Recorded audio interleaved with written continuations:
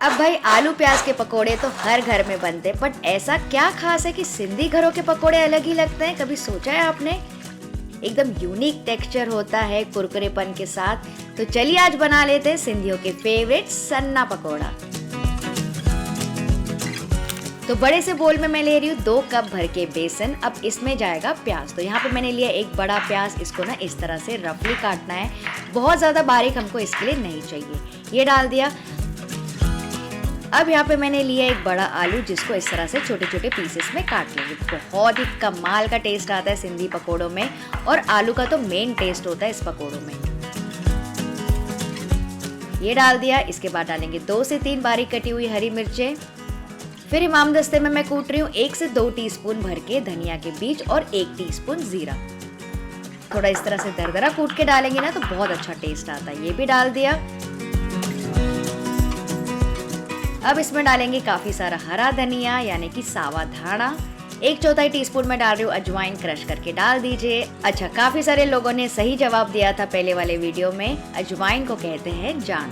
फिर मैं इसमें डालूंगी 1 टीस्पून नमक, आधा टीस्पून लाल मिर्ची पाउडर, 2 से 3 पिंच, ये देखिए इतना मैं डाल रही हूँ बेकिंग सोडा। खाने की सोडा, मीठी सोडा सब कुछ सेम ही होती है। सबको थोड़ा सा मिक्स कर लेंगे। अब इसमें डालेंगे पानी। तो पानी एक साथ नहीं डालना है, थोड़ा थोड़ा करके पानी डाल देंगे, वरना जो घोल है ना अचानक से गीला हो जाएगा। तो ये जो पकोड़े हैं ना एकदम खास होते हैं, खास करके सिंधी शादियों में, फंक्शंस में तो ज़रूर बनाए जाते हैं नाश्ते में। और पानी ऐड करने के बाद इस तरह से थोड़ा सा फेंटते जाएंगे एक ही तरफ, ताकि बैटर जो है ना थोड़ा सा हल्का हो जाए। तो ॾिसो हीअं कंसिस्टेंसी असांखे खपे।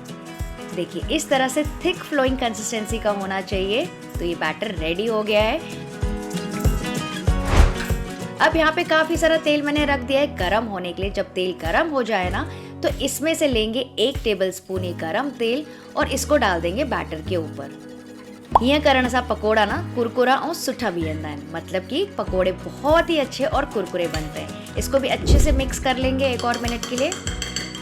अब बैटर को इसके बाद ना बिल्कुल भी रखना नहीं है, तुरंत तलना है, वरना प्याज जो है ना पानी छोड़ देगा। तो तेल यहाँ पे मैंने गरम करने के लिए पहले से रख दिया था।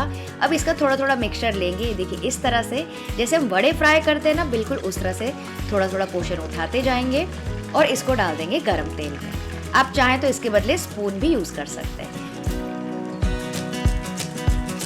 तो इस वक्त आपको लग रहा होगा कि भजिया बहुत ज्यादा बड़े नहीं लग रहे हैं, तो जी हाँ, इसको ना इसी तरह से बनाया जाता है। इसकी पहले की जाती है फर्स्ट फ्राइंग और उसके बाद इसको करारा किया जाता है सेकंड फ्राइंग में। तो सबसे पहले इस तरह से बड़े बड़े वड़े डाल दीजिए और फिर इसको थोड़ा सा चलाते जाएंगे ताकि अंदर तक के पक जाए। ये ना पूरी तरीके से अंदर से नहीं पकेंगे, क्योंकि हम इसकी सेकंड फ्राइंग करने वाले हैं, तो तब और भी अच्छे से पक जाते हैं और कुरकुरे हो जाते हैं।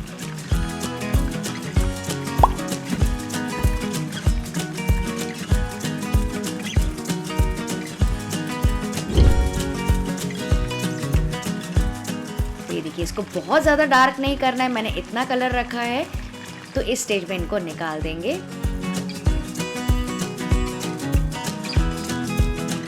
और इसी तरह से सारे वड़े यानी कि सारे भजिए फ्राई कर लीजिए।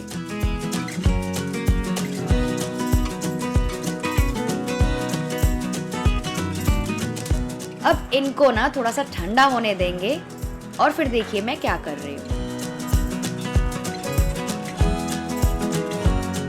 तो अब हर एक भजिया को तोड़ लेंगे इस तरह से छोटे छोटे टुकड़ों में। आप 2, 3 या 4 टुकड़े भी कर सकते हैं, डिपेंडिंग आपने कितने साइज का बनाया है।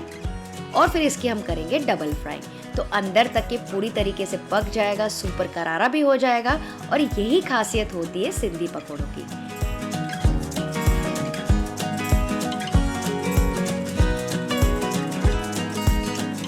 तो ये देखिए सारे मैंने तोड़ लिए।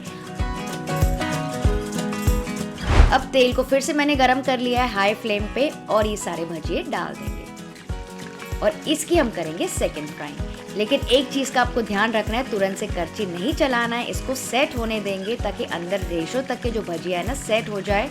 वरना अगर आप तुरंत चलाएंगे ना तो भजिए थोड़े से बिखर सकते हैं। तो कभी आपने इस तरह के पकोड़े खाए हैं क्या और कहाँ खाए हैं, मुझे कमेंट करके ज़रूर बताइएगा। अच्छा, फर्स्ट फ्राइंग के बाद ठंडा करने के बाद ना आप ये भजिए 2 से 3 दिनों तक के फ्रिज में रख सकते हैं। तो ये देखिए मैंने थोड़ा इसको चला लिया। बहुत जल्दी डार्क हो जाते हैं क्योंकि सब कुछ तो पका ही हुआ है।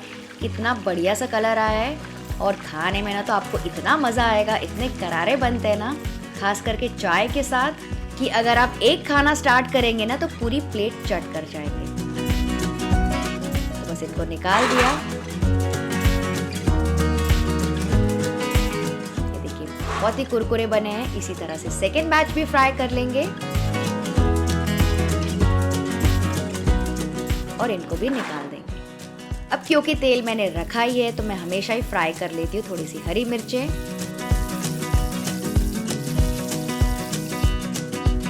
और इनको भी निकाल देंगे। तो ये देखिए मैं आपको एक भजिया दिखाती हूँ, कितना क्रंची टेक्सचर का है, बहुत ही यूनिक है। नॉर्मल भजिए से ना थोड़ा सा अलग ही लगता है। और ये जो भजिए है ना ऐसे हैं कि सारे सिंधियों को हमेशा ही पसंद आते हैं। इसको आप सर्व कर सकते हैं चटनी के साथ या फिर केचप के साथ। और कभी कभी अगर आपका सब्जी बनाने का मन नहीं किया तो आप इसको दाल चावल के साथ भी इंजॉय कर सकते हैं। और पर्सनली मैं तो इसको चटनी के साथ खाती हूँ। और इसको अगर आप बच जाए तो कड़ी पकोड़ा में भी डाल सकते हैं। अच्छा वैसे तो ये बचते नहीं है, पर मान लीजिए अगर ये बच भी जाए ना तो इन छोटे छोटे पकोड़ों को आप दोने में डाल सकते हैं और इसकी बना सकते हैं मज़ेदार चाट। तो इसको मैंने डाल दिया। ऊपर से डाल सकते हैं दही, चटनियाँ, मीठी चटनी, हरी चटनी, जीरा, लाल मिर्ची पाउडर, धनिया, थोड़ा सा प्याज भी डाल सकते हैं या जैसे भी आपको खाना पसंद हो, जैसे भी आपको गार्निश करना हो। तो ये देखिए बढ़िया सी हमारी सन्ना पकोड़ा चाट भी रेडी हो गई। कैसे भी खाए लेकिन ट्राई ज़रूर कीजिएगा। तो अगर आज का वीडियो आपको थोड़ा भी अच्छा लगा तो प्लीज़ लाइक, शेयर, सब्सक्राइब कर देना और मुझे ये भी कमेंट करके बताना कि और कौन सी सिंधी रेसिपी आपको मेरे चैनल में देखनी है।